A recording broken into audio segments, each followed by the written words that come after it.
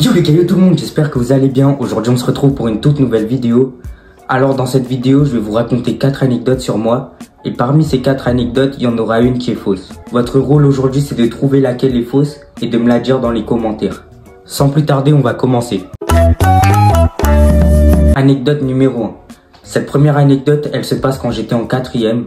J'avais un groupe de potes, genre on était 3. Il y avait moi et 2 de mes potes. Un jour, on était en cours de français. Je m'en rappelle comme si c'était hier. Faut savoir que moi, ma place en cours de français, genre j'étais au premier rang, à gauche, genre à côté de la fenêtre.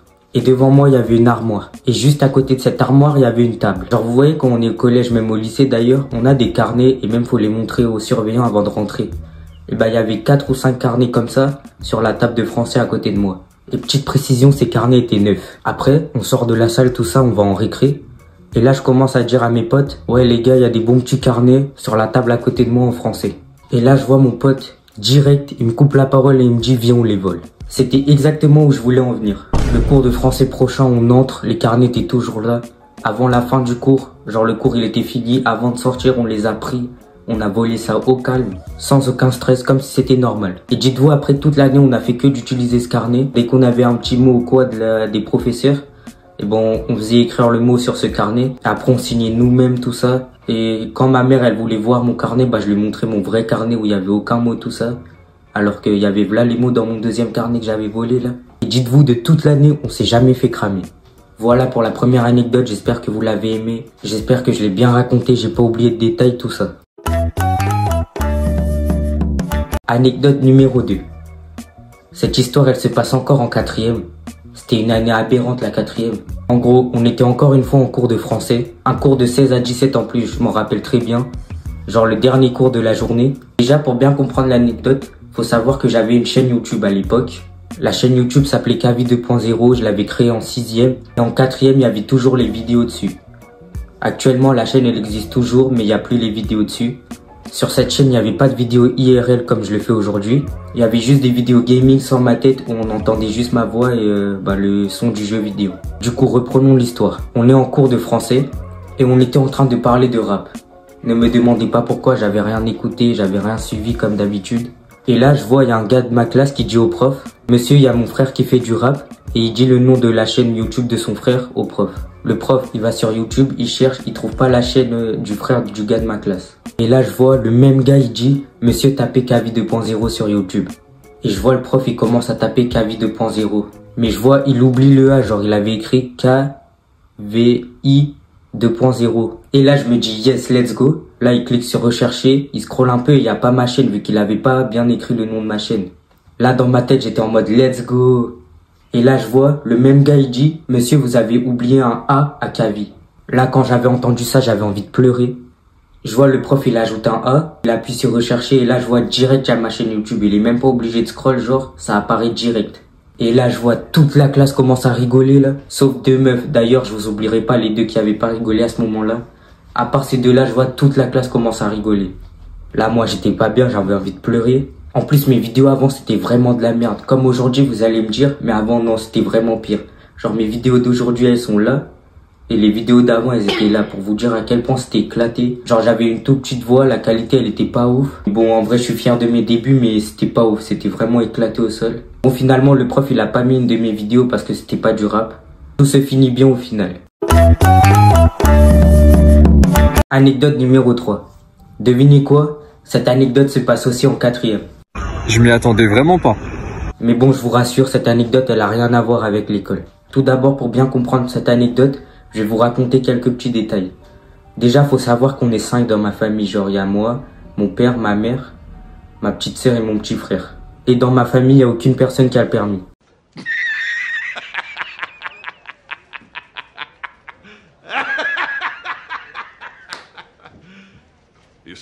On était parti à une fête. La fête où on était, elle était un peu loin, genre 1h30 en transport commun. Genre fallait que je prenne le bus, le train et que je marchais un peu. Et au total, ça faisait 1h30 pour aller et 1h30 pour revenir. Du coup, on va à la fête le matin, genre vers 10h, on sort de chez moi. Et on rentre le soir, voire le lendemain matin vers soit 23h, soit minuit, soit 1h du matin. On rentre dans ces horaires-là. Bon, je vous évite les détails inutiles, mais il faut qu'on rentre de la fête. Imaginez qu'il est 23h30 minuit, et comme je vous l'ai dit tout à l'heure, on a 1h30 de route à faire pour rentrer. Et là je vois, il y a le pote de mon père à la fête, mais lui il faut savoir qu'il avait le permis et il avait une voiture, genre il était venu en voiture. On était en train de sortir, et on l'a vu dehors en train de parler sûrement avec son pote. Et il nous propose de nous raccompagner dans sa voiture. Et souvenez-vous, nous sommes 5 et une voiture normale à 5 places. Moins une place pour le conducteur. Ben ouais, logique. Du coup il reste 4 places, mais on est 5 nous. Et vu que nous ne sommes pas des bandits, des malfrats, nous ne sommes pas tous montés. On s'est divisé en deux. Genre il y avait moi et mon père, on était montés dans la voiture du pote de mon père. Et il y avait ma mère, ma petite sœur et mon petit frère, qui étaient montés dans la voiture d'un de mes cousins. Vu qu'ils étaient plus que 3 et il lui restait 3 places dans sa voiture, il les a raccompagnés. Du coup moi et mon père on est rentrés avec le pote de mon père. Mais il y avait aussi un gars qui était grave bourré qui était en train de rentrer avec nous. Parce que c'était sûrement le pote du conducteur et il lui a aussi proposé de raccompagner. Pour bien récapituler, on était 4 dans la voiture. Moi, mon père, le pote de mon père et le gars bourré. Dans la voiture, il y avait 5 places comme n'importe quelle voiture. Mon père était assis devant, à droite du conducteur. Moi, j'étais assis derrière mon père.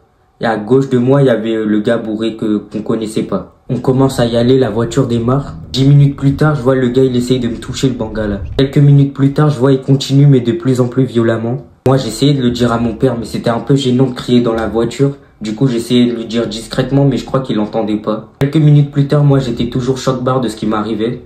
Et là, je vois le gars, il monte son bangala. Quand j'ai vu ça, là, je commençais vraiment à être pas bien. J'essayais toujours de le dire à mon père, mais il m'entendait pas. Quelques instants plus tard, on arrive chez moi. Le gars, il était toujours là, le pote de mon père, il nous a déposés en premier. Moi, je sors enfin de la voiture, et là, je vois le plus terrifiant. Je vois le gars, il commence à me supplier, comme s'il savait très bien ce qu'il faisait. Le trajet a duré 35-40 minutes, mais pour moi, il a duré 30 ans. C'était vraiment le pire truc de ma vie. C'est la fin de cette 3e anecdote, j'espère que je l'ai bien racontée, qu'elle vous a plu. On va maintenant passer à la dernière anecdote. Anecdote numéro 4. Place à la dernière histoire et cette anecdote elle est moins hard que la précédente, rassurez-vous. Devinez quoi? Ça se passe encore une fois en 4e. Je m'y attendais vraiment pas. C'était un jour où j'étais tout seul parce que j'avais pas cours l'après-midi. Ma mère elle était partie dehors, je sais plus où. Mon père lui il était au travail. Mon petit frère et ma petite sœur eux ils étaient en cours. Genre j'étais tout seul chez moi. Avant de partir ma mère elle m'avait dit d'aller jeter les poubelles.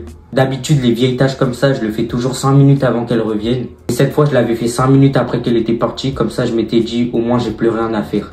Je me dis que je vais faire vite sauf que j'oublie mes clés à l'intérieur. Et là je vois la porte qui se claque. Résultat je suis bloqué dehors pendant plus de 2 heures. Je voyais les voisins en train de me regarder. J'étais là assis devant la porte avec des crocs trop petites pour moi en train d'attendre que quelqu'un rentre. Depuis ce jour, je vérifie au moins 5 fois si j'ai bien mes clés. C'est la fin de cette anecdote. J'espère qu'elle vous a plu. Elle était un peu plus courte que les précédentes anecdotes. Maintenant, mettez la vidéo en pause et écrivez-moi en commentaire quelle anecdote vous pensez être la fausse. Voici les 4 anecdotes qui s'affichent à l'écran.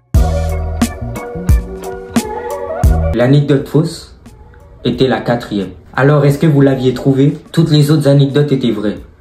D'ailleurs, pour la 2e anecdote, j'ai toujours la chaîne YouTube, je vous la mets en bas là. C'était celle-là, ma première chaîne YouTube. Aujourd'hui, il n'y a plus aucune vidéo dessus. D'ailleurs, j'ai toujours les 2 carnets de la première anecdote.